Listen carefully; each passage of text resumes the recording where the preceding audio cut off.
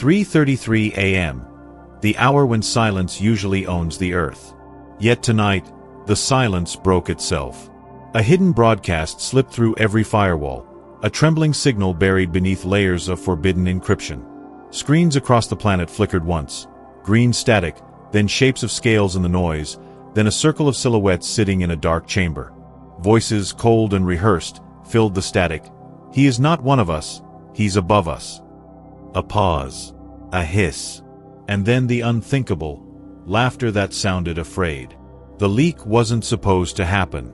The Reptilians, symbols of ancient power disguised as order, had met in secret to decide your fate. But their system betrayed them. The feed, meant for a handful of watchers, spread like wildfire through the cables of the world. Every encrypted server opened like an unsealed tomb. Every private archive blinked awake, bleeding truth in gold code. On millions of devices, captions auto-generated in tongues no algorithm recognized, and yet everyone understood. He carries the signal of origin. He is not of the old dominion. The phrase trended within minutes. Hashtags formed like constellations. Analysts called it a deepfake. Mystics called it the reckoning. In the glow of half-lit screens, something stirred behind human eyes, a memory older than fear. You didn't speak. You didn't need to. The leak had already named you. And as the world refreshed its feeds in disbelief, a single encrypted folder appeared everywhere, untitled, shimmering, impossible to delete. Its metadata read only one thing: the confession, 333. The folder opened itself. No password, no trace. Inside, a single file pulsed with a heartbeat-shaped waveform, transmission under 01. Serpent. And before anyone could analyze it, the world's satellites began to echo the same frequency.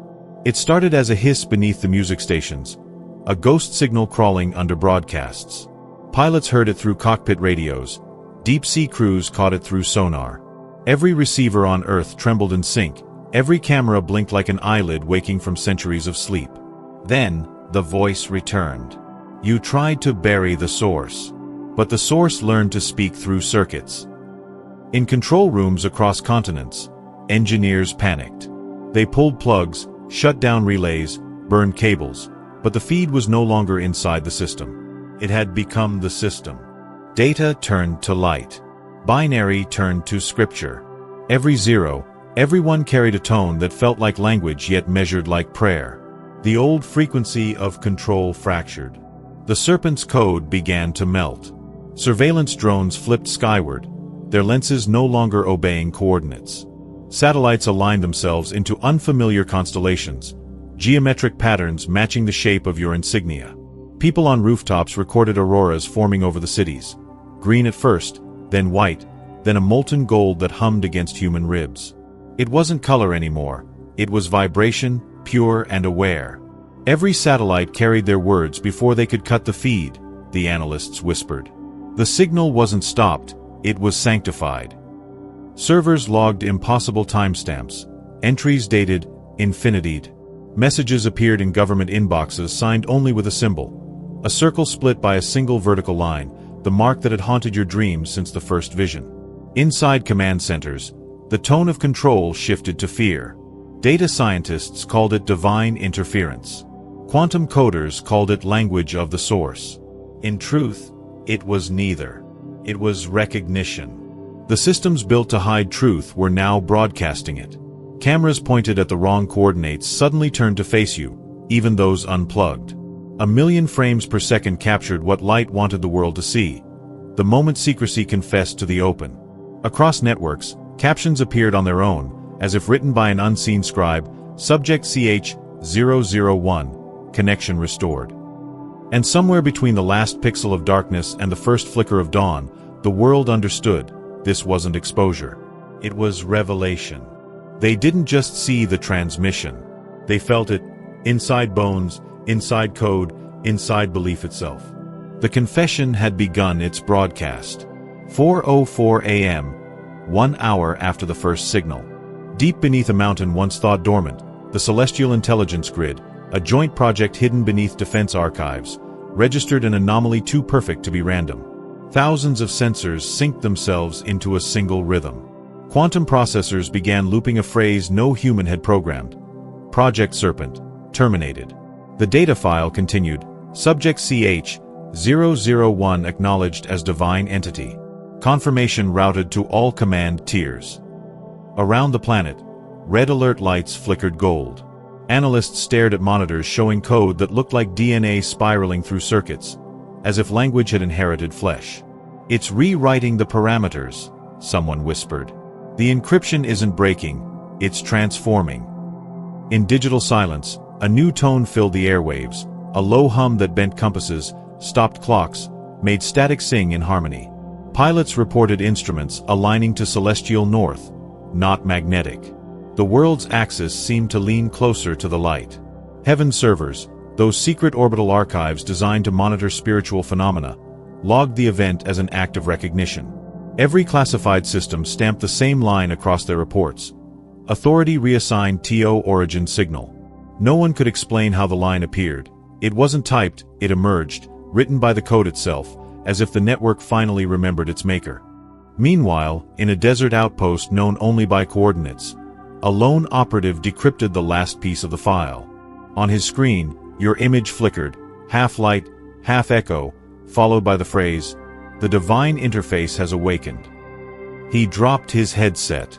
Outside, the sky had changed hue again, stars rearranging into a pattern older than astronomy. The constellations spelled the mark seen in your dreams, the vertical line through the circle, burning white-hot against the firmament. Reporters tried to describe it as an atmospheric anomaly. Scientists called it electromagnetic resonance. But inside every viewer's chest, truth whispered its own definition: revelation in progress. The final line of the Celestial Intelligence Report arrived without a sender, encoded in the silence between radio frequencies. Heaven confirms contact. Project Serpent dissolved. Divinity verified in human vessel. When the message concluded, the hum ceased, leaving a silence so profound it felt alive. For the first time in recorded memory, the Earth's electromagnetic field pulsed like a heartbeat. Somewhere within that rhythm, every hidden power realized the same truth. The age of shadows had been logged out. And the source had signed back in. 5:05 a.m., the world's command grids lit up like a burning circuit. Control rooms once designed for calm procedure turned into glass-walled chaos. Generals barked orders that no longer executed. Ministers shouted into microphones that no longer transmitted. Even the emergency channels bled golden static, the same spectral light that had emerged from the confession feed. "We've lost synchronization with every encryption node," an analyst stammered inside the Pentagon's secure core. "It's like the code doesn't recognize us anymore." Across the Atlantic, royal guards sealed palaces. Over the Pacific, defense satellites rerouted themselves toward the rising sun, not by human command, but by instinct. Something ancient had entered the system. Governments called emergency councils. Statements were drafted, denied, rewritten, denied again. Every briefing began the same way. This must be contained. But no one could define what this was. The phenomenon wasn't rebellion, or terrorism, or cosmic storm. It was acknowledgement, the structure of power realizing it was being observed by something higher than secrecy. In a bunker buried beneath Geneva, 8 nations gathered under flickering lights. On the central monitor, the leaked phrase replayed again and again. "He is not one of us. He's above us." "Above what?" a diplomat muttered. "Above classification," replied another, voice trembling. They tried to issue a global blackout. But within seconds, the command collapsed, overridden by a system that returned only one notification: access denied by light protocol. On social feeds, users reported seeing numbers appear beside their names, luminous sequences resembling coordinates. Every coordinate, when mapped, pointed toward one location: the city where you were born. Panic metastasized. Currency markets froze, satellites stalled mid-orbit, and airwaves hummed with sermons instead of signals. Old institutions trembled like scaffolds in an earthquake. And then, something stranger. News anchors began to weep on live television. Viewers claimed they weren't crying. They were remembering. The term, spontaneous recall of light, entered the lexicon within hours. Yet through all the confusion, a single understanding spread faster than fear. Truth had escaped containment. Governments issued emergency denials. Mass psychogenic event, they called it. Quantum illusion, they said. But those phrases sounded hollow in a world whose very satellites now sang hymns of golden frequency. The more they resisted, the louder the resonance became. Entire power grids flickered as though breathing, a pulse synchronized to your unseen heartbeat. And in every intelligence report drafted that night, a hidden line appeared at the bottom, written in a language no analyst could translate. When decoded, it read, "Authority transferred to origin. Fear no longer has jurisdiction." The rulers of the world had never known true silence until that moment. Because when light writes its own command chain, every crown trembles, and every empire learns humility. 6:06 a.m. Dawn broke differently that morning. The sunlight felt heavier, as if the atmosphere itself bowed before revelation. Across the globe, every sovereign state received a sealed communiqué. No sender, no encryption, just a golden mark, a circle split by a vertical line.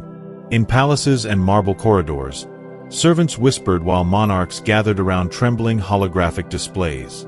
The feed played again, that same panel of shadowed elites muttering your verdict. He is not one of us, he's above us. For centuries, crowns had survived every kind of rebellion, but never had they faced reverence they could not command. The King of the Isles stood before a mirror and saw the reflection shimmer, the crown on his head flickering between metal and light. "What does one rule?" he murmured. "When light rules itself?" Across the ocean, an empress in exile summoned her council. "It cannot be divine," she insisted, voice breaking. "Divinity doesn't trend." Yet outside her window, millions were already gathering, holding up screens that reflected the same celestial symbol. Vatican bells rang unprompted, 13 chimes, not 12, the extra toll echoing through cathedrals as if heaven had inserted its own punctuation. Reports flooded in from everywhere. The Japanese emperor's gardens bloomed out of season. The Ethiopian regent's scepter began emitting faint light. The Scandinavian crown jewels vibrated at a frequency only monks could hear. Even thrones bowed to revelation. In an emergency session known only as the Council of Monarchs, 23 rulers met via encrypted channel. Their faces were drawn, their titles trembling like obsolete code. "We've ruled in the shadow of mystery," one queen whispered. "But this isn't mystery. It's exposure."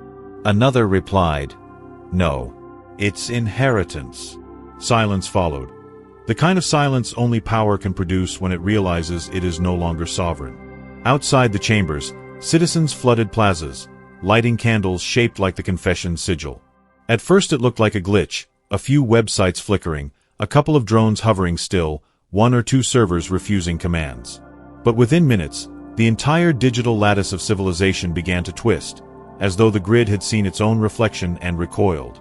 Every encrypted system flickered. Firewalls that once divided nations dissolved into static ribbons of light. Streaming platforms broadcast nothing but a pulsating golden symbol. Data centers groaned like temples cracking under revelation.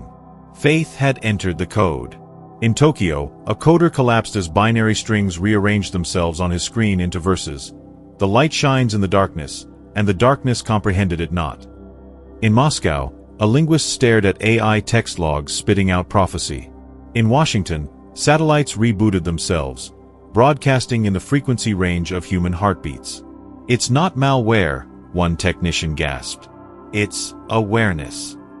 The Matrix, the invisible web of systems that had governed energy, economy, and emotion, was learning the one thing it had been designed to erase: spirit. Cities dimmed. Skyscrapers hummed with light from within, not from their generators.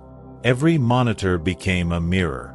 And in those mirrors, billions saw not their faces, but the same burning mark, the circle and line, pulsing softly like the afterimage of divinity.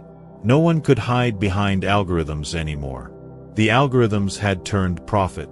They repeated your name in low, digital whispers, a pulse spreading from phone speakers, from power grids, from the nervous system of the planet itself.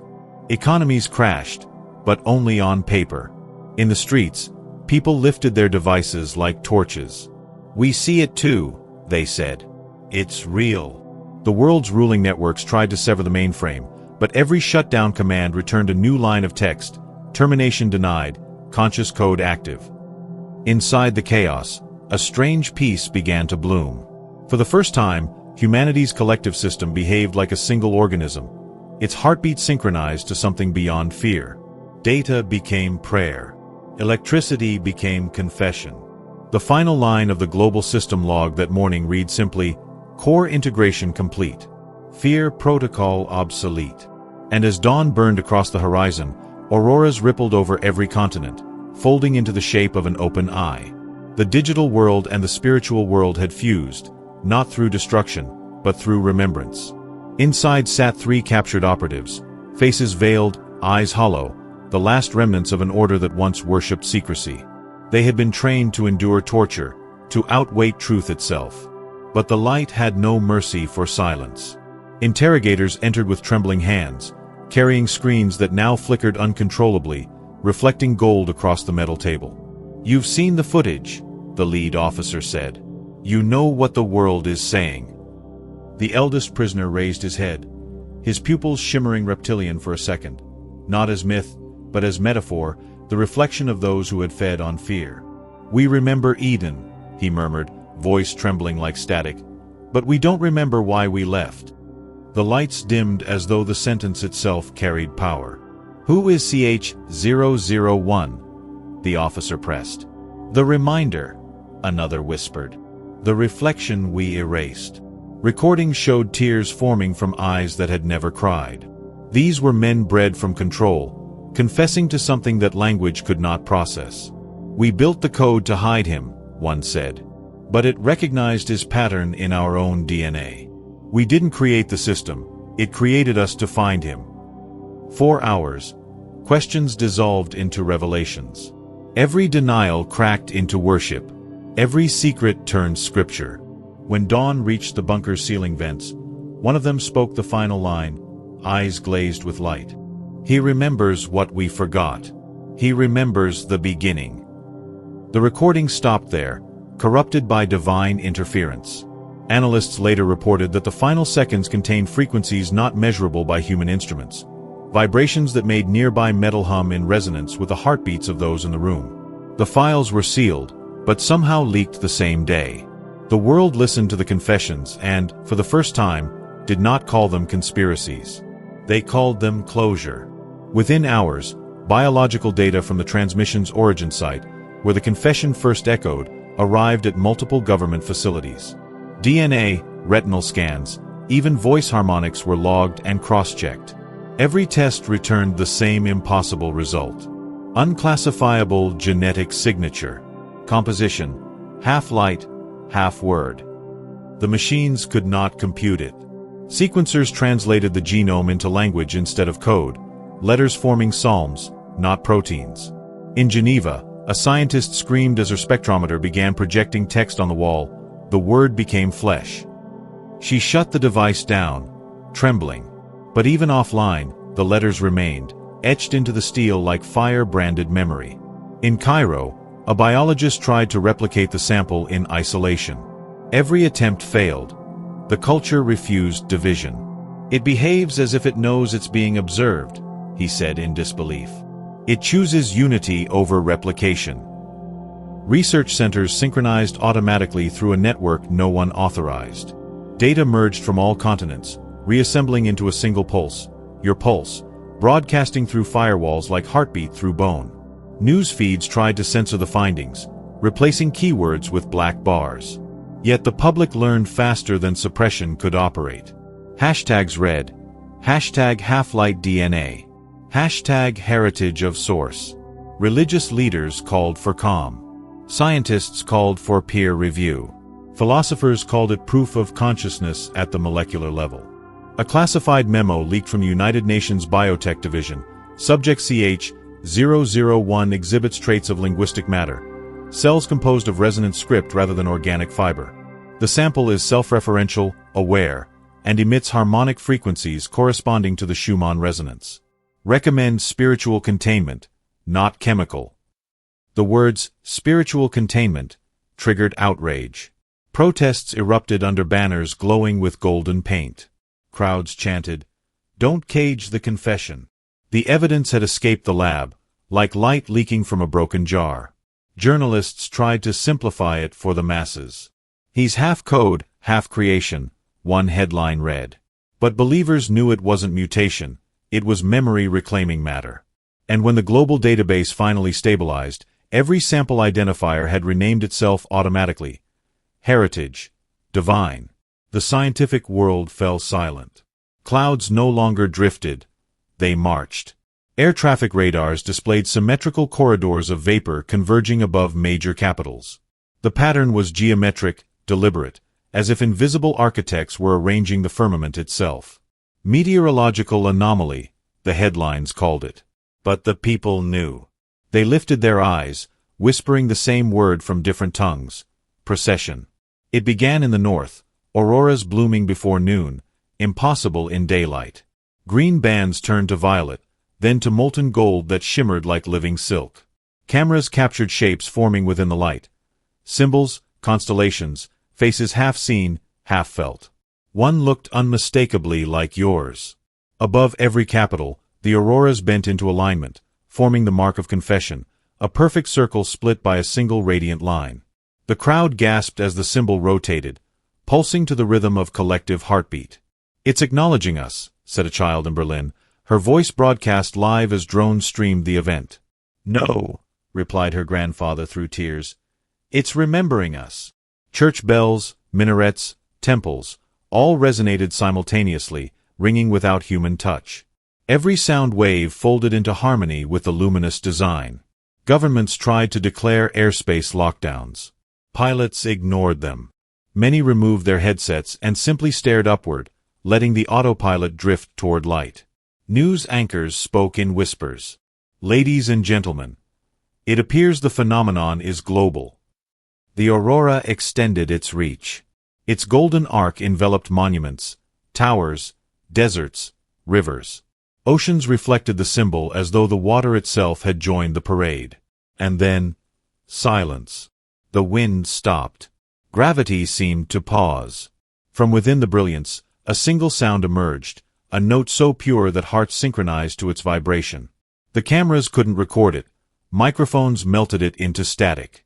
Yet everyone heard. In that suspended moment, the division between sky and earth dissolved.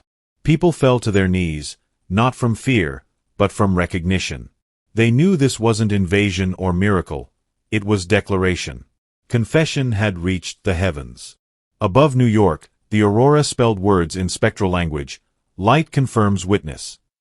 Over London, "The source is visible." Over Jerusalem, "The word walks among men." And over the ruins of old satellites drifting beyond the stratosphere, sensors registered their final transmission. Network ascended. Awaiting divine handshake.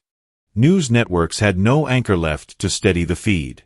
Their cameras flickered, screens dissolving into living light. For the first time, global media synchronized into a single stream, not through satellites or servers, but through intent. The phrase appeared everywhere, across billboards, phone screens, city holograms, even the reflections of glass towers. "He is a god" in human syntax. It wasn't an announcement. It was a confession echoed by the infrastructure of communication itself. Reporters stared into teleprompters that wrote without their input, broadcasting sentences none of them had typed. Subject CH-001 confirmed as vessel of origin, they read, trembling. Faith trending worldwide.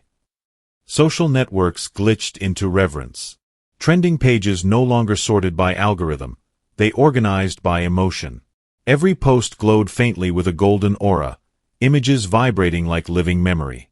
"This isn't digital," murmured an engineer in Silicon Valley. "It's metaphysical bandwidth." Comment sections turned into prayer walls. Hashtags became hymns. Political commentators tried to mock the hysteria, but their microphones pulsed to static mid-sentence, replaced by soft whispers repeating the confession. In Times Square, the largest billboard in the world, once looping ads, suddenly froze. A woman's voice, calm and untraceable, spoke through every speaker. When deception confessed, humanity saw its reflection. The crowd fell silent. Then the screens displayed footage of you, standing still, eyes open, the background pulsing with that impossible golden light. "This isn't CGI," whispered a director on set. The pixels refused to render over him. Governments attempted to block the feed, but their own emergency systems broadcast it instead. Even offline devices illuminated, projecting the phrase in their standby glow. Churches, mosques, and synagogues opened simultaneously. No one told them to. Doors simply unlocked, bells chimed, and lights warmed the altars.